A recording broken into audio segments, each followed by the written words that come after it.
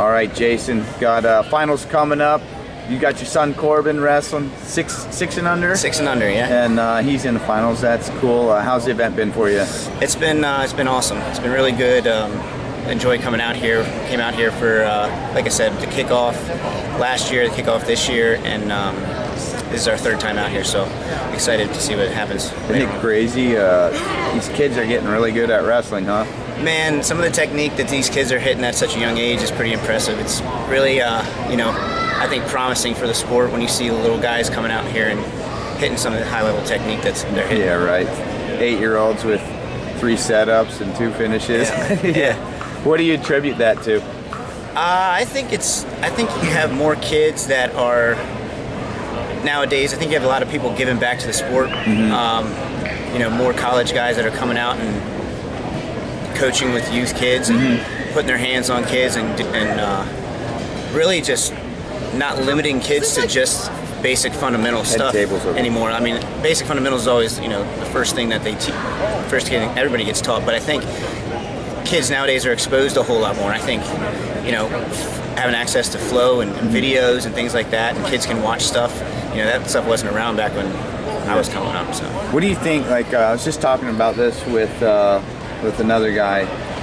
The level and the amount, the frequency of training, like at the young age, like I can't imagine these guys are practicing less than 5 times a week. Whenever I see him compete, I know. Where would you say you draw the line, or is there an age, or is it individual? I think I think it's individually based on how the kid enjoys the sport. You know, I think I know with my son, he trains at least 3 times a week and is usually competing on the weekends at least 3 times a week. Sometimes it's 5 times based on need of what he needs.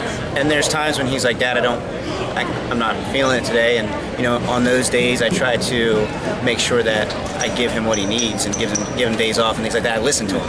You know what I mean? I'm not pushing him to do things that he doesn't want to do per se. So, but I know a lot of these kids are probably training 5 days a week and competing on weekends too. So Corbin, you'd say he most of the time enjoys going to practice and tournaments and stuff? I think most of the time he does. I definitely think there's days when he doesn't feel like doing it, but he works extremely, extremely hard, and I try to listen to him and make sure that I give him breaks when he needs them. Cool. How did you get into wrestling?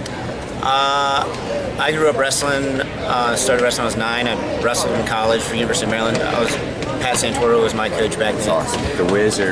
Yeah. You're lucky, man. He's the man, I know. I actually, when I was in school, went through the transition from the coach prior to Santoro. So when I was a freshman, John McHugh was the coach, and then the year after my freshman year, Pat came, which was awesome. Yeah. And you know, he built that program up. So what would you say makes Pat such a great wrestling coach?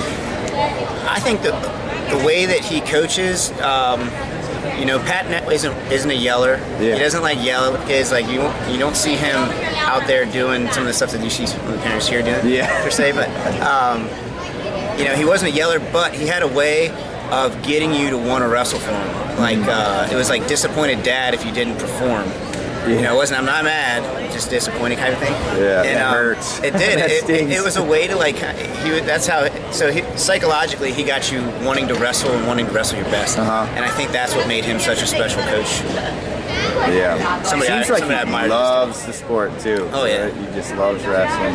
Absolutely. Cool. So Neil Adelberg connected us. Yeah. He's a cool dude. Runs a great event. How do you know Neil? He's a Maryland guy. I've been in Maryland my whole life. I helped coach the Maryland team a couple times when he was head of the MSWA, and you know, I think he was following Corbin's progress throughout the tournament on Facebook. I've been posting stuff, and so he contacted me about this, so I thought that was kind of neat. So thanks, Neil. Yeah. Have you been to Mount Matt Madness? I actually have never been to Mount Matt Madness personally, just because I have a youth club. Rampage is my youth club. Oh, cool. And we compete a lot, so it conflicts with our weekends. So. Yeah. All right, tell me about Rampage. What's the story there? Rampage is I started the club pretty much straight out of college. So it's been about since 2007, 2008, and First year we started, it's been around, so it's about 11 years. First year we had about 14 kids, the next year we grew to over 60. Now we have close to 100 kids in the club. We're in 2 little local leagues in Maryland, but then we also have kids that go out and do stuff like this. Right now we're the only ones here from Rampage, but you know, our club we do pretty well around the area of Maryland. So what would be your advice to me if I was to if I want to start my own youth club? It takes a lot of time and passion. I mean, obviously, you're passionate about the sport. It's something that I love doing, something I'm very passionate about, and I think if you're passionate about something and you can relay that passion to kids and get them to love it as much as you do, I think that it just kind of grows in that kind of way. You know, you put a lot of time in. Cool. Any thoughts on the NCAA? You know, championship season's coming up. Oh, man. Before you know it, we're gonna be in Pittsburgh. Yeah. Any predictions? Any bold predictions? Penn State's gonna win.